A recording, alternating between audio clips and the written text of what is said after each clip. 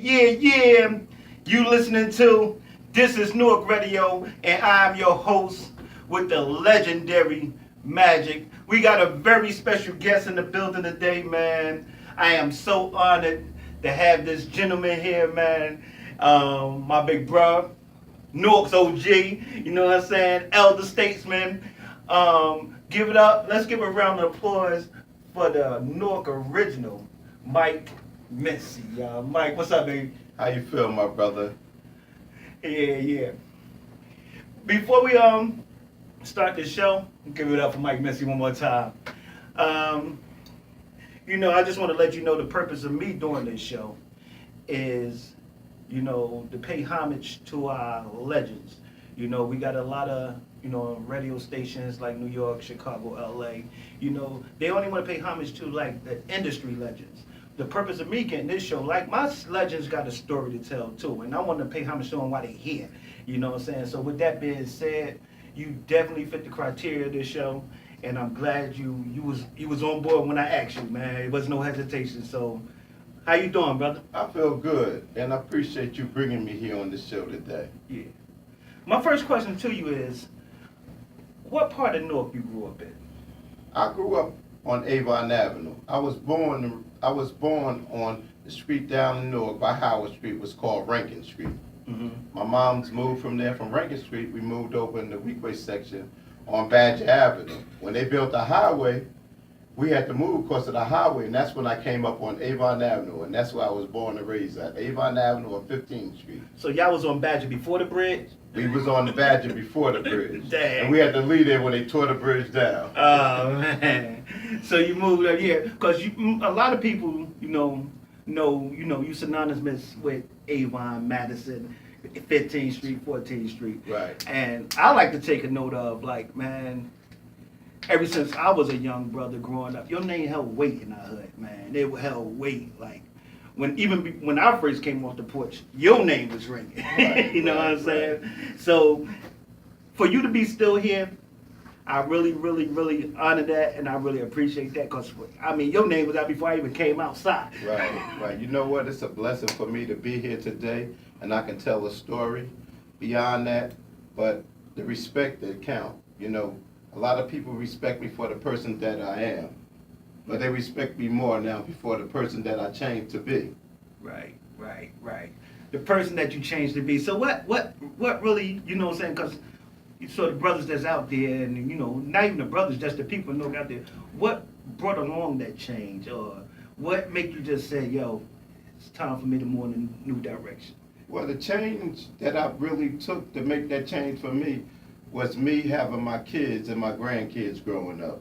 Right. Me looking at my grandkids and watching what was going on with life as it is as itself. That made me be a changed man. I was just tired of everything and tired of being tired.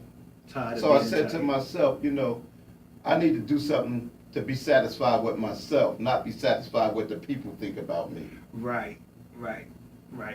And that take a strong, because people tend to try to hold on to what people got a picture of them, but sometimes you got to make that saying, I want to do this for me and my family. Well, at the time I felt good the way people thought about me, but that was just a mask. Right. Once I understood myself as life goes on now, and the way my kids done got grown and they start having kids, and I looked around the streets, a lot of my friends not here today. Yes. They done got killed in the streets. They did things that they didn't supposed to do when I looked another way. Right. So that made me a better man than I am today. But the good thing that happened in my life is that I had time to think about my life, period, because my mother was always there for me. Once my mother started getting sick, and I didn't know she was getting sick, she was always saying, Mike, you need to do this, Mike, you need to do this, you need to find somebody that's going to be there for you. And I was like everybody else, I don't want to do that. I ain't looking for nobody right now. I'm being Mike. I was being myself. But once that change came to me and I felt that way, I met a beautiful young lady.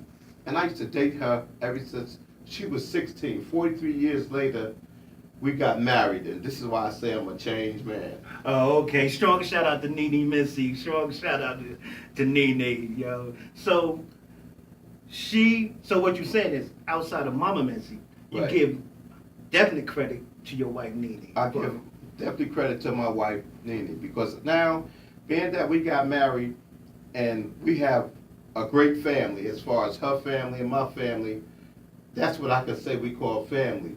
You know, once you get married and your life has changed, everything else around you, you change yourself towards them unless it's family of yours, because now you got to take care of business, but in a right way. In the right way. And from my understanding, it made me a better man. Now I have responsibility, not only for my wife, but my family. Because as I got older and I started to change my life, now that my mother, my aunt, and all my uncle and them is gone, all my younger peers and my family, they look up to me in the place of them. So you the elder statesman. I'm the elder statesman. Yeah. And you definitely that in North too, to most of us. Definitely that. Yeah. You know, being that I did what I did, I see a lot of my friends done changed their ways, and now they're tying knots and getting married and changing their life and trying to be a better person. And they said, Mike, man, I want to do it. You can do it. I want to do what you did. No, you don't want to do what I did. You want to do what you want to do to make yourself better. Right. I said, because my way might not work for you. It worked for me. But once you understand what you're getting yourself into and why you're doing it, then you'll have a better life just like I do. That's peace. Hey, Mike, like back in the day, right? How was North from your eyes? Like, you know what I'm saying, back in the day, because like you was out there before anybody, you know what I'm saying? You know what I'm saying? Wow. Even the big names that we do know. Wow. But how was North through your eyes when you seen it through your eyes growing Back up in on the Avon? day, in my era of growing up on Avon Avenue and all the other places, I can walk anywhere I wanted to walk. I was hanging down on Prince Street, Mercer Street, Howard Street. I was a part of North. Mm-hmm. You could walk anywhere and didn't have to worry about nothing. We would get into things as far as fist fights Right. and stuff like that, but we all respect each other. At a certain time, whatever we was out there doing, whatever we did, we respect our mothers and the elders. Yeah. They used to come out and tell us, all right, y'all got to go, we got to sleep tomorrow. Oh, we would listen to them, we would move off the block and leave. Sunday, we wouldn't even come out on the block or whatever wrong that we was doing. We would respect our elders. Now, the younger kids now don't have respect for nobody. So what you saying? This what you saying? Okay, I'm just hearing it from you. Like around in your era, Sundays was off limit. Off None of your limit, nonsense. period. None From of Monday that. to Saturday, all From right. Monday to Saturday, And even you we did that with respect. Respect. But Sunday, that was mothers going to church, or Mothers mothers going going to to the church. mosques, mothers going to the temples. Yeah, we don't show none of our nonsense. None of that nonsense. And we always had respect for each other. We had times when we had our bad times and everything. But as the years started to turning and everything, and they came out with the crack and everything else, people started dying and shooting up, and that's when it started to be a change.